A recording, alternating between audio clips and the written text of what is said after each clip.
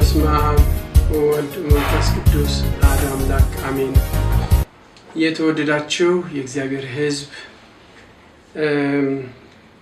እግዚአብሔር አምላካችን በፍቅሩ ጠብቆ እንደገና አሁን ለሶስተኛው ጊዜ የምናቀርበውን ትምህርት ወይም ደግሞ ግንኙነት እግዚአብሔር እንደቀድሞ በቅዱስ መንፈሱ እንዲመራን እንዲያግዘን እንለምነዋለን። ከሁሉም በላይ በቅዱስ መንፈሱ የሚናገረውንም የሚሰማውንም እንዲያግዝ እንለምነዋለን። ለአብና ለወልድ መንፈስ ቅዱስ ምስጋና ይሁን አሁንም በወትሮም ለዘላለሙም አሜን። ያለፈው ሳምንት እግዚአብሔርን ስለመሻት አንስተናል። ሰውም በፍጥረቱ እና በጥሪ ምክንያት ሃይማኖታዊ ነው ብለናል። ሰው በፍጥረቱ ከእግዚአብሔር መለኮታዊ ባህሪ ተካፍሏል። በተልእኮም ደግሞ በጥሪውም ደግሞ ከእግዚአብሔር ጋር ህብረት እንዲኖረው ተጠርቷል። ስለዚህ እነዚህ ውብ የሆኑ ድንቅ የሆኑ ጥሮች ናቸው። በዚህ ምክንያት እግዚአብሔር መሻት በሰው ህይወት ውስጥ በጥልቀት አለ። ሰው እርካታ የሚያገኘው እረፍት የሚያገኘው ያ የሚሻውን የሚጠይቀውን እውነት እግዚአብሔርን ራሱን ሲያገኝ የደስታ ጥግ በሆነው ልዩ ደስታ ይሞላል እና ዛሬ ደግሞ የምናነሳው የዚሁ ሁለተኛ ክፍል የሆነው ያለፈው እግዚአብሔር መሻት ነው ካል ደግሞ ሰው እግዚአብሔርን የሚያውቅባቸው መንገዶች ምንድን ናቸው ብለን እንጠይቃለን። ስንጠይቅ እግዚአብሔር ሰው እግዚአብሔርን ሲፈልግ ነው። ሰው ወደ እግዚአብሔር ሲያመራ ነው። ሰው ወደ እግዚአብሔር ሲያቀና ነው። በልቡ ውስጥ የተቀመጠውን ጥያቄ ሲያነሳ ነው። እና እነዚህ ሁለት ነገሮች ብቻ እናስታውሳለን። አንደኛው የፍጥረትን መልእክት መቀበል የመጀመሪያው መንገድና የመጀመሪያው ዘዴ ነው። በዚህ ነገር ማንም ሊሳሳት አይገባውም። በዙሪያችሁ ያሉ ፍጥረታትን እንመለከት ይገባል። እነዚያ ስለ እግዚአብሔር ይናገራሉ። እነዚያ ስለ እግዚአብሔር ያስረዳሉ። እነዚህን ስንመለከት ዓለም አለ፣ ሰብአዊ ፍጥረቶች አሉ። የነዚህ ደግሞ የሁለቱም ግንኙነቶች አሉ። ምክንያቱም ዓለምን ስንመለከት ብዙ እንቅስቃሴ እናያለን። ራሱ መሆኑን የሆነውን ሁኔታ ስንመለከት የሚከሰቱ ክስተቶች ደግሞ አጋጣሚዎችን ስንመለከት ስርዓቶቻቸውን መሽቶ ሲነጋ ጊዜውን ወቅቱን ጠብቆ ሲሄዳ ያለውን ውበቶቻቸውን ስንመለከት ከዚያ በመነሳት እንግዲህ አንድ በተለይ አልፋ ኦሜጋ ስለሆነው እግዚአብሔር የሆነ እውቀት መጨበጥ እንችላለን፣ ማግኘት እንችላለን። ነገር ግን የመጀመሪያው ጥያቄ ቅድም እንዳቀረብኩት የፍጥረትን መልእክት መቀበል መቻል አለብን። ይሄ የሆነውን ንጽህና ይህን የመሰለውን ንጽህና ማወቅ መቻል አለብን። በሮሜ መልእክት ምዕራፍ 1 ቁጥር 19 እንዲህ የሚል ነገር እናገኛለን። ስለ እግዚአብሔር መታወቅ የሚገባው በእነርሱ መካከል ግልጽ ነው፣ ምክንያቱም ለእነርሱ እግዚአብሔር ግልጽ አድርጎታልና።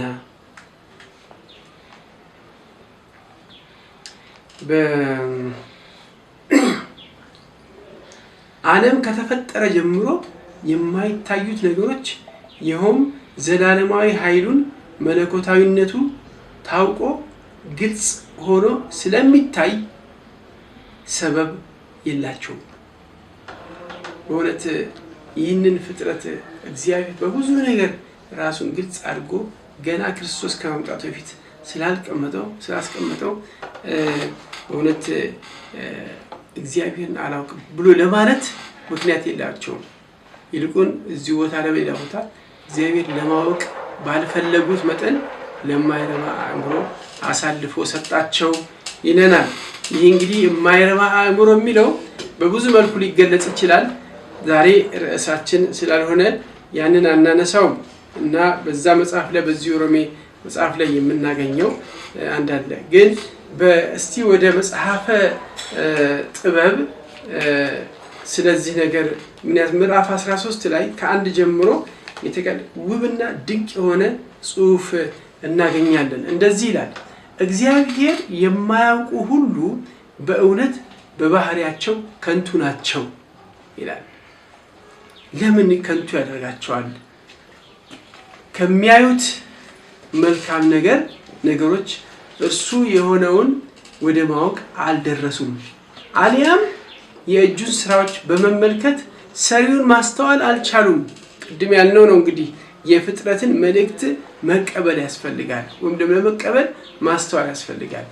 ቁጥር 2 ላይ ደግሞ ነገር ግን እሳት፣ ነፋስ ወይም ፈጣን አየር፣ ከዋክብት፣ ማዕበል ወይም የሰማይ ብርሃናትን ዓለም ያስተዳድራሉ ብለን እንደ አማልክት ያመልኳቸው ነበረ።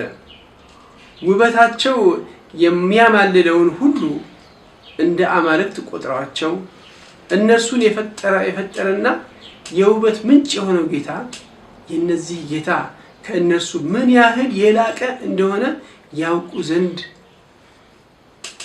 ዘንድ አድርግ ይላል የመጽሐፈ ጥበብ ጸሐፊ። በኃይላቸውና በጉልበታቸው ተማርከን ከሆንን እነርሱንማ የፈጠረ ደግሞ ምን ያህል ኃያል እንደሆነ ይግባቸው። ፍጡራኑን ታላቅነትና ውበትን በመመልከት በንጽጽር ፈጣሪያችን ከእነርሱ ምን ያህል የላቀ እንደሆነ ልንገምት እንችላለን። ምናልባት ከመንገድ የወጡ አምላክን ፍለጋ እርሱንም ለማግኘት ካላቸው ጉጉት ሊሆን ይችላልና እነዚህ ሰዎች ብዙ ሊወቀሱ አይገባም። በስራዎቹ መሃል በፍለጋ ይደክማሉ። ከሚታዩት ነገሮች ውበት የተነሳ በሚያዩዋቸው ነገሮች ምርኮኛ ሆነው ይቀራሉ። ያም ሆነ ግን የሚያመካኙበት ነገር የላቸውም። ዓለምን ለመመርመር የሚበቃ ዕውቀት ካገኙ ፈጣሪዋን ለማግኘት እንደምን ተሳናቸው? ይህ እንግዲህ የመጀመሪያውን እንደ እግዚአብሔርን የምናውቅበት መንገድ ከምንላቸው ውስጥ የፍጥረትን መመልከት ነው።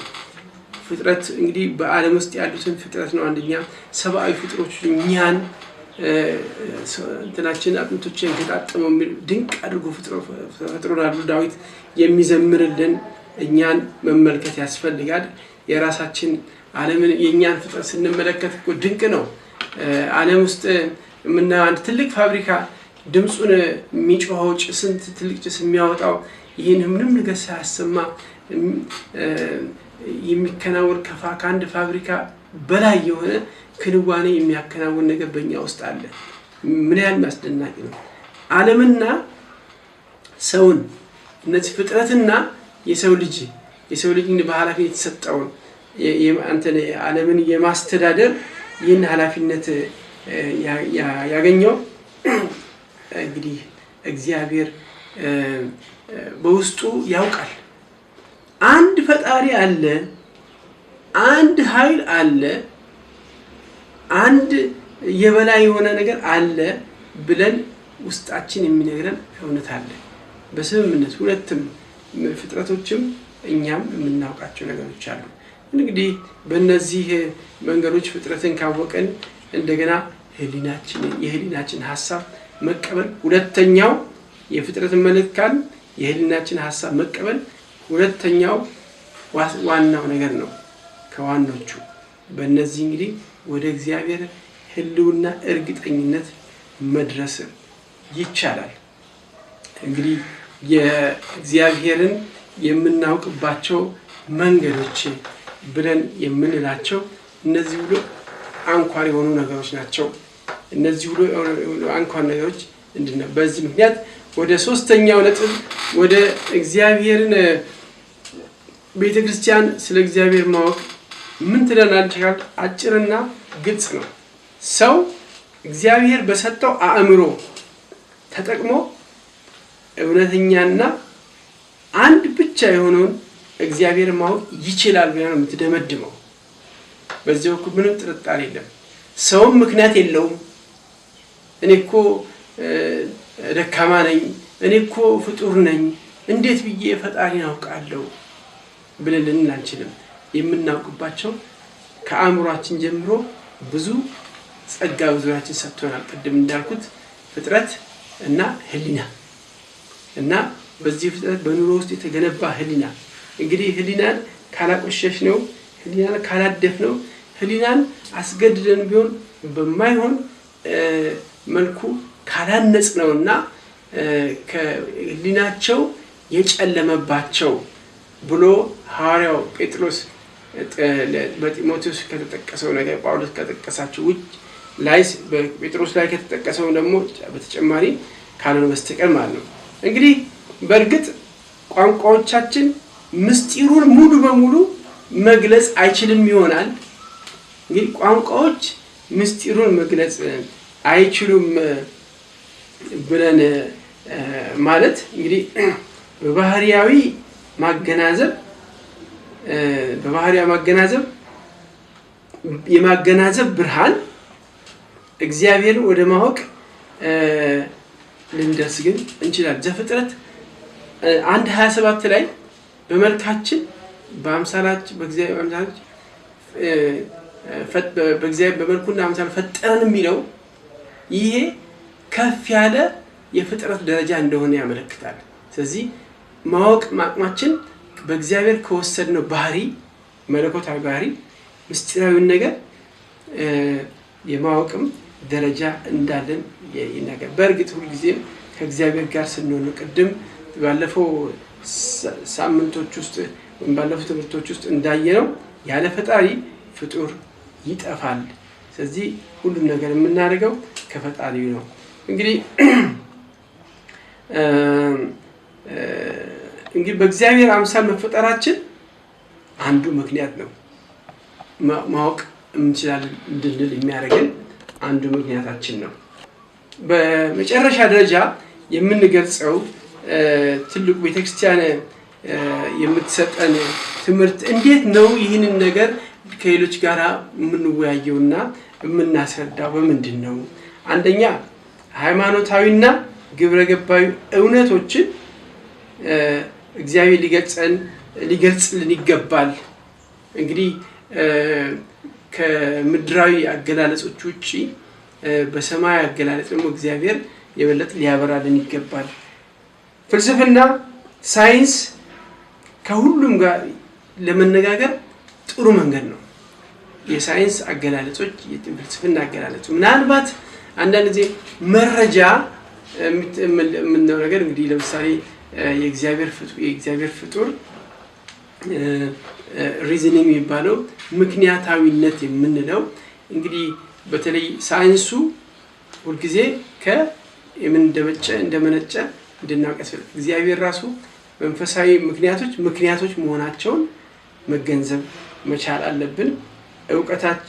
እውቀታችን ቋንቋችን ውሱን ቢሆንም ፍጥረቱን ሁሉ ቅድም እንዳልኩ በመንደርደሪያነት ከያዝን ነገር ግን ሙሉ ፍጹም የሆነ ህልውና መልካምነቱን ውበቱን እግዚአብሔር ያንጸባርቁልናል ብለን እናምናለን። እንግዲህ ቤተክርስቲያን የምንገልጽባቸው መግለጫዎች በሰብአዊነት በምድራዊነት በሚገለጹ መግለጫ ነገር ግን በመንፈሳዊ ቋንቋዎች መንፈሳዊ እግዚአብሔር የገለጻቸው ነገሮች እግዚአብሔር በፊት ለፊት ያቆን ነገሮች እንደ በቂ መረጃ አድርገን እንደ በቂ ምክንያት አድርገን ልንጠቀማቸው እንችላለን።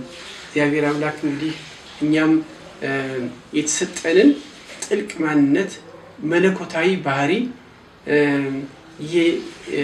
ብርሃን ልዩ የሆነ ብርሃን ጥበብ እሱ ተጠቅመን እርሱን ለማወቅና እርሱን ለመድረስ ሌሎችን ለማሳወቅ እንዲችል ጸጋውና ምሕረቱን ያብዛልን። አሜን። በስመ አብ ወወልድ ወመንፈስ ቅዱስ አሜን።